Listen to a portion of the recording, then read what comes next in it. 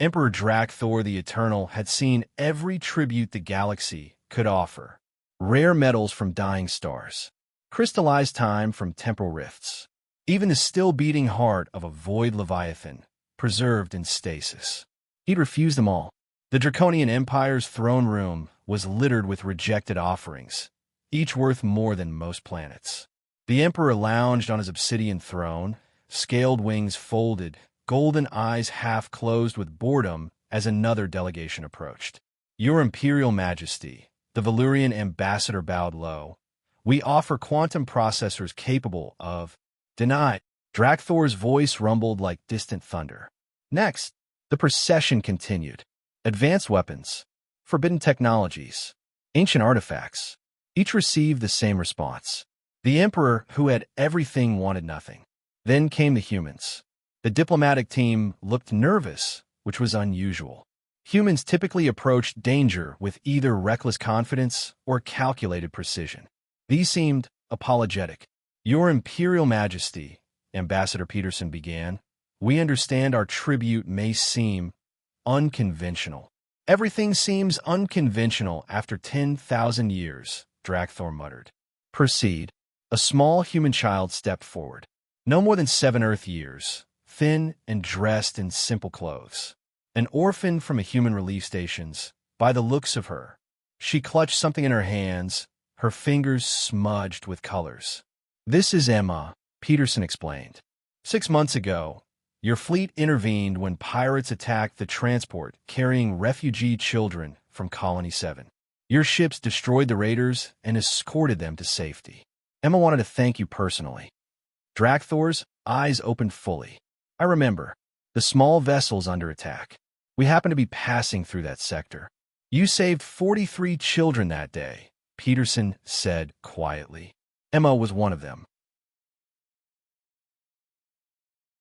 The little girl approached the throne, and the entire court held their breath. No one approached the Emperor without elaborate protocol. But Drakthor raised a claw, silencing his guards. Emma stopped before the massive dragon, craning her neck to look up at him. Then she held out what she'd been carrying, a piece of paper covered in crayon drawings. I made this for you, she said, her voice small but steady. Thank you for saving us. Drakthor took the paper delicately between 2 claws, each larger than the child's entire body. The drawing showed a child's interpretation of his flagship, a colorful, somewhat lopsided dragon ship breathing fire at stick-figure pirates. Around it, small figures held hands under a bright yellow sun. At the top, in uneven letters, Thank you, Emperor Drakthor. You are a hero. The throne room fell absolutely silent. The Emperor stared at the drawing for a long moment. His expression was unreadable, carved from ancient scales and older pride. Then, something impossible happened. A single tear rolled down Drakthor's snout, steaming as it fell. In 10,000 years, he said, his voice thick, I have received tribute from 1,000,000 worlds. Treasures beyond counting. Power beyond measure.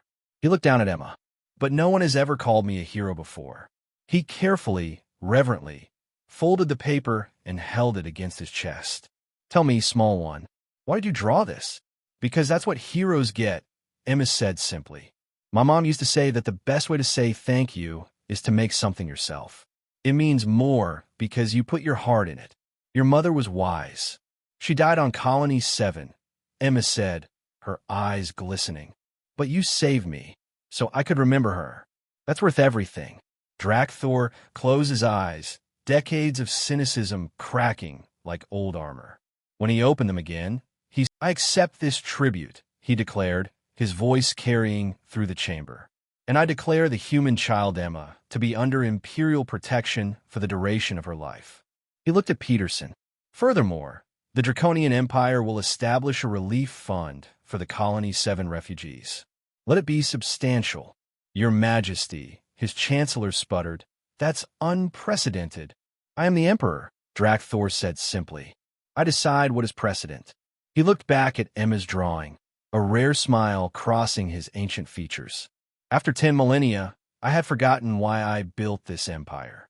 This child reminded me. We protect the weak. We fight for those who cannot fight. We are not conquerors. His voice grew stronger. We are heroes. Emma smiled up at him, gap-toothed and genuine. That drawing would hang in the Emperor's private chambers for the next 1,000 years. And when diplomats asked why the fearsome Drakthor the Eternal had a child's crayon artwork displayed above priceless relics, he would say, because it's the only tribute that ever mattered.